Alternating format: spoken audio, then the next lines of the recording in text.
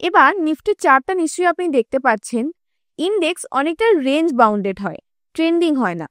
কিন্তু এক বছরে একটা ইন্ডেক্স যদি 20 থেকে 25% রিটার্ন আপনাকে দিয়ে দেয়, সেটাই অনেক বড় ব্যাপার।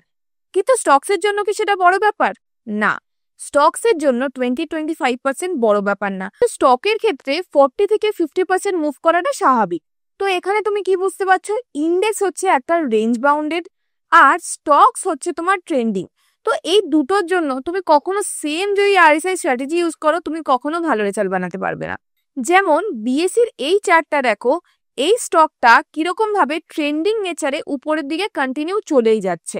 ঠিক এই রকম তুমি কখনোই দেখবে না কোনো ইন্ডেক্স শুধু এরকম ডিরেক্ট উপরে ট্রেন্ডিং এ চলেই যাচ্ছে, একটা রেঞ্জ বাউন্ডের মধ্যে ধীরে ধীরে মুভ করতে থাকে। ঠিক এই জন্যই যখন আমরা স্টকসে ট্রেড করব আরএসআই সিস্টেমে, তখন আমরা কনভেনশনাল মেথড ইউজ করব না, আনকনভেনশনাল মেথড অ্যাপ্লাই করবো। এর জন্য স্টকসে আমরা ওভারবট এবং ওভারসোল্ড এই কনসেপ্টটা কাজে লাগাবো না।